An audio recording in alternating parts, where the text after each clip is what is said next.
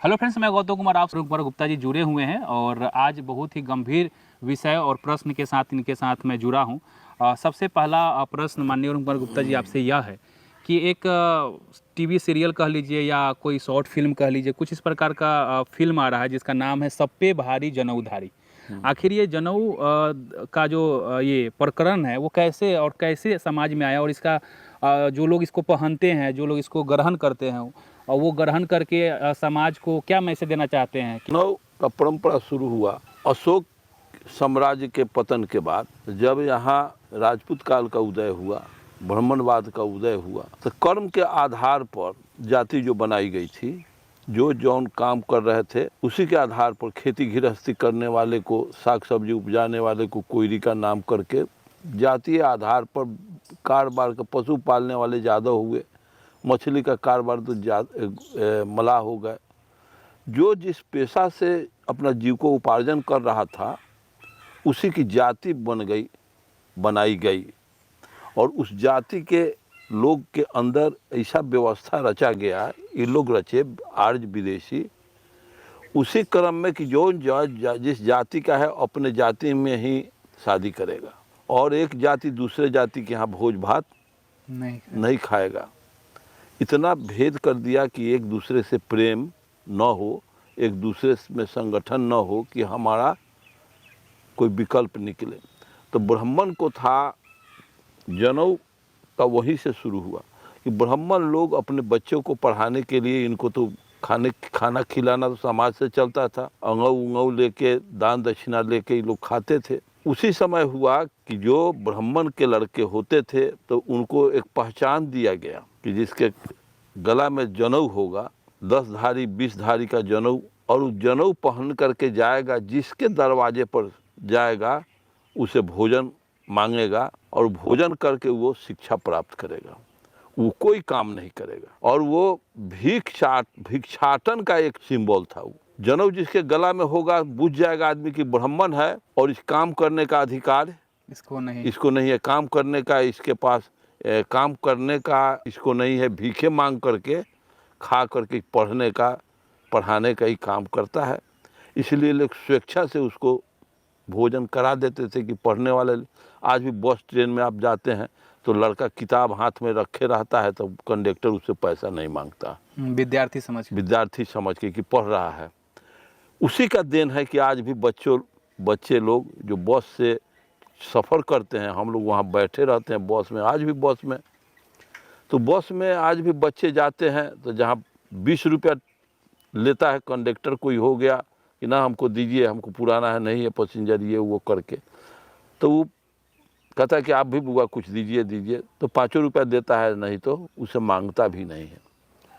तो ये आप अच्छी तरह से जान गए कि आज भी जो पढ़ने लिखने का जो व्यवस्था है, तो वो बच्चे लोग जो स्कूल जाते हैं तो उसको आज भी किसी भी जाति का, शूद्र समाज का हो या ब्राह्मण का भी लड़का हो, स्कूल में झुंड में जाता है बस पर चढ़ करके, तो आज भी कंडक्टर पैसा उसी जनेऊ का देन है, उसी समय का जो मस्तिष्क में है कि पढ़ने वाले बच्चों को कोऑपरेशन करना चाहिए कि वो अच्छा से पढ़े और इसको भोजन ही तो कमाता नहीं है, अध्ययन करता है, शिक्षा ज्ञान प्राप्त करता है और भोजन तो का निर्माण करता नहीं है, इसलिए इसको भोजन समाज देगा। अच्छा, आप कह रहे हैं कि एक प्रकार का यह संकेत है कि हाँ ये किस वर्ग से आता है, तो हाँ। जब उस समय इसका मतलब ये है कि जाति से पहले ये जनेऊ चला आ रहा है कि जाति के बाद जनेऊ आया, क्योंकि वो सब जान रहा है कि अगर ये ब्राह्मण है तो ऐसे भी वो श्रेष्ठ माने जाते हैं, तो फिर ये जनेऊ का एक वो लगाने का क्या कुछ खास मकसद हो सकता है क्या? सब श्रेष्ठता का ये प्रतीक है।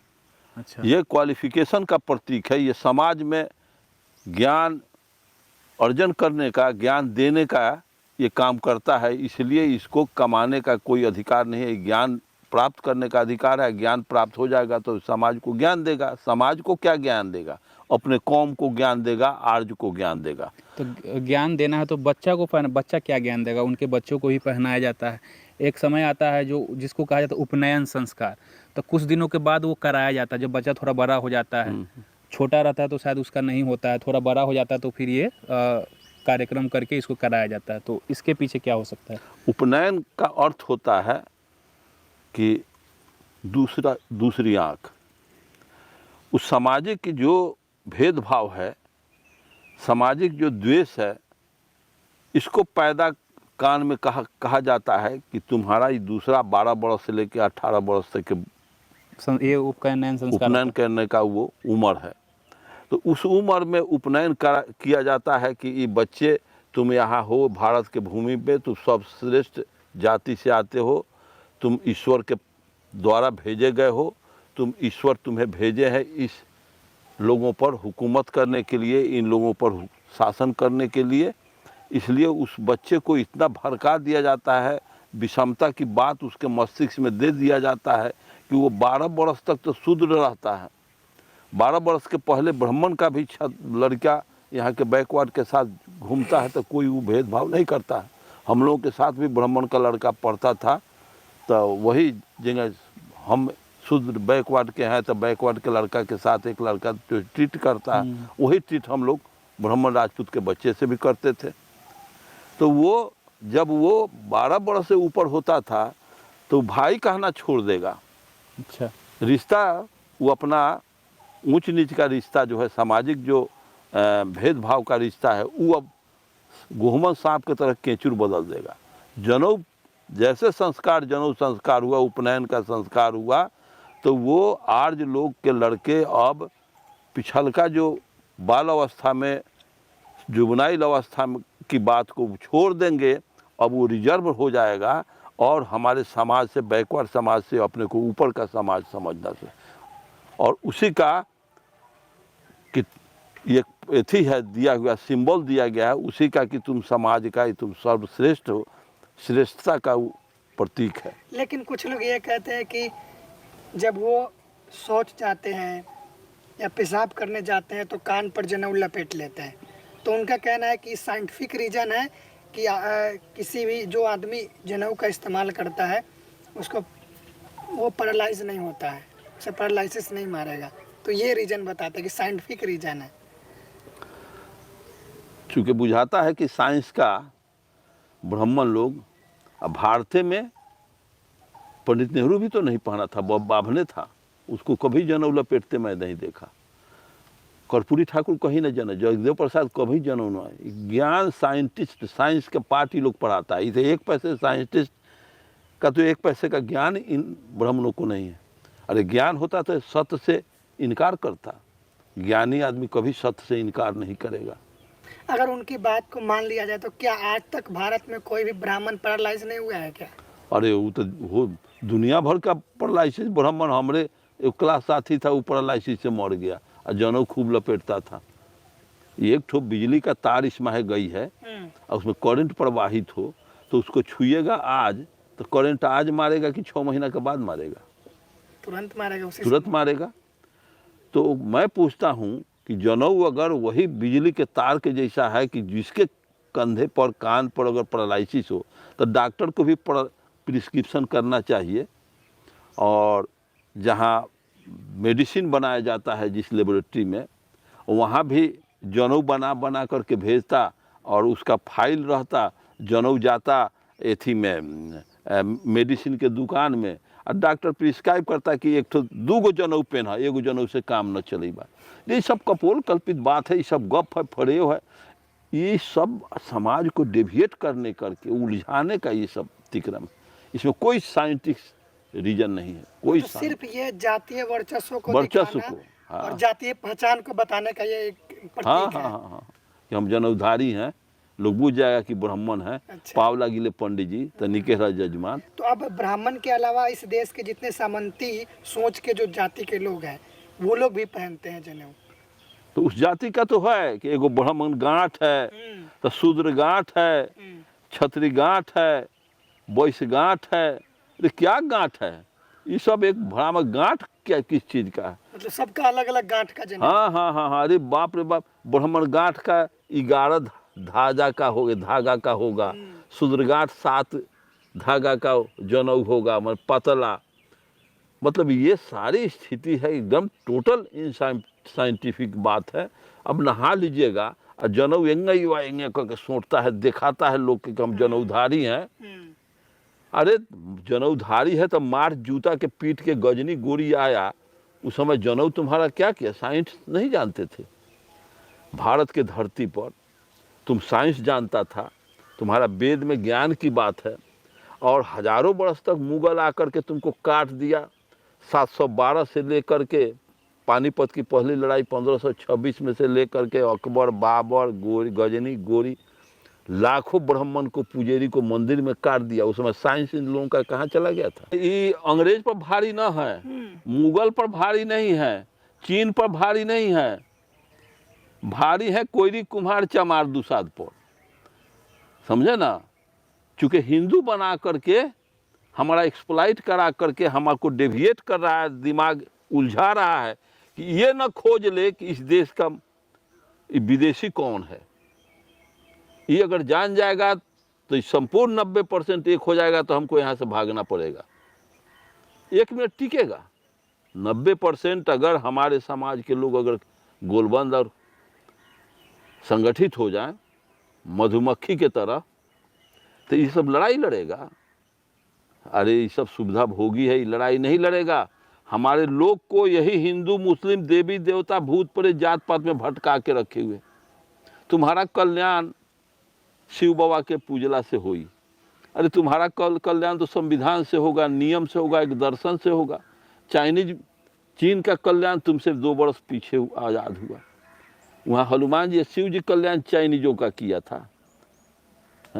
बुद्ध का विचार सारे लोग आत्मसात कर लिए, इसलिए उसका कल्याण हो गया। लेकिन उन लोगों का कहना है कि आप जैसे सवाल उठाते हैं उनके ग्रंथों पर और उनके किए गए कुकर्मों पर, तो वे लोग कहते हैं कि हमारे पूर्वजों ने विदेशियों से लड़ा, जनेऊ कटवा लिया, लाखों लाख जनेऊ कटवा लिया और धर्म को बचा लिया। अरे वो लोग हार नहीं न मानेंगे, क्योंकि वो हार मानने वाले लोग नहीं हैं, लजाने वाले लोग नहीं हैं। कोई फैक्टर नहीं है कि तुम जनेऊ कटवा लो, सर कटवा लो, तो सर तो तू अपने स्वार्थ के लिए, समाज के लिए नहीं कटवाया था। मंदिर में तुम झूठ समाज को जो ठग रहा था, सोमनाथ के मंदिर में 1026 में गजनी 30,000 फौज लेके पंजाब राजा संग गुजरात पहुंच गया, सोमनाथ के मंदिर को ध्वस्त कर दिया। सभी सोने चांदी के देवी दुर्गा थे, सबको कबाड़ के ले गया। 3 लाख क्षत्रिय सेना हार गए। 6 घंटा गजनी तलवार चलाया तो 700-800 वहाँ के भक्त पुजेरी को काट दिया। तो तुम तो वहाँ के बैकवर्ड को गुमराह करके और भगवान के ताकत के सामने इनके ताकत को छीन कर दिया था, इनके ताकत को गौण कर दिया था। और भगवान के ताकत से, भगवान की कृपा से सारी घटनाएं घटती है। भगवान के वजह से कोई हमला किसी पर करता है तो इसका मतलब है कि आदमी में कोई ताकत नहीं है। हमला कर रहा है तो भगवान की कृपा से हो रहा है, इसलिए हम हाथ पसार देंगे, सरेंडर कर जाएंगे, कटा जाएंगे, लेकिन हाथ न चलाएंगे, क्योंकि भगवान की कृपा से हो रहा है। ये समझने की चीज़ है। एक आखिरी सवाल इसी से जुड़ा हुआ, जितने शूद्र लोग शूद्र गांठ बनवा रहे हैं, ब्राह्मण गांठ बनवा रहे हैं जनेऊ पहनकर, ये सवाल है कि आज़ादी के बाद जब संविधान लागू हो गया उसके बाद अब शूद्र समाज के लोग भी जनेऊ धारण कर रहे हैं, क्या उन लोगों को पहले जनेऊ पहनने का अधिकार था? यदि वो गलती से पहन भी लेते तो क्या होता था उनके साथ? बचपन में मेरे 5, 7, 10 को 25 को धागा का जनेऊ लपेट लेने से वो अच्छा आदमी होगा, इंसान होगा। आसाराम बापू तो जनेऊ पहनता था, क्या कुकर्म करता था, वो अच्छा हो जाएगा? ये सब बात उनके ही पास रहने दीजिए। इस समाज में जनेऊ का प्रथा घटिया प्रथा ये है। शूद्र लोग जो पहन रहे हैं उनको क्या कहिएगा अभी जो अपनी मर्जी से? हाँ, शूद्र लोग पहनते हैं ना, वो भी हिंदू बनने के लिए पहनते हैं। अपने को, अपने से, अपने अड़ोस पड़ोस कर कुटमाइती में अपना धाक जमाने के लिए। हमारे ही ससुर थे, अच्छा, हमारे ससुर जनेऊ पहनते थे। तो एक दिन हम देखे कि कैंची लेके मन किया कि अब ससुर सोए हुए हैं, काट दे जनेऊ का। लेकिन देखे कि ससुर वाला बात है, नहीं काटे। लेकिन साला हमारे जनेऊ पहने हुए थे, वो 3 टुकड़ा जनेऊ कैंची लेके काट दिए। साला वो भी जनेऊ उनको भी पहनाए थे हमारे ससुर, तो वो काट दिए 3 टुकड़ा। उठते हैं तो जनेऊ लापता। तो हम उनको मजाक में कहा कि अब तो पेशाब करने के लिए डॉक्टर के यहाँ जाना होगा, अब तो पेशाब न उतरेगा, क्योंकि कान लपेटने के लिए नहीं है, तो पेशाब न उतरेगा तो डॉक्टर के यहाँ जाइए, कोई यूरोलॉजिस्ट के यहाँ पेशाब उतारने का व्यवस्था कर देगा। तो वो कहे कि दो सब खा बाबू के डर से या बाबूजी के वजह से ही पहनते थे, जनेऊ पहना ना जनेऊ पहना। आज जबकि हमारे ससुर एक नंबर के पाखंडी थे, एक नंबर के ढोंगी थे, सारे झाल खूब बजाते थे, रमचिउरा कूटते थे और इस तरह का पाखंडी थे। हमको खुद न उनसे पड़ता था। ये हालत है समाज में। उस समाज में वो बना दिया गया है कि श्रेष्ठ का ये श्रेष्ठ का प्रमाण है, श्रेष्ठता का ये जनेऊ प्रतीक है जो पहनेगा, जाति का पहचान है। हाँ, कि ये भी ज्ञानी है, पढ़ा लिखा है ज्ञानी, जबकि वो टोटल इलिटरेट थे। कबीर कहाँ जनेऊ पहनते थे, रैदास क्यों नहीं पहने, अम्बेडकर क्यों नहीं जनेऊ पहने। अम्बेडकर से भारत में बुद्ध के बाद कोई ज्ञानी या विद्वान हुआ तो डॉक्टर अम्बेडकर। तो उनको सरस्वती का एको दिन पूजा नहीं किए थे, इतना ज्ञान कौन दे दिया।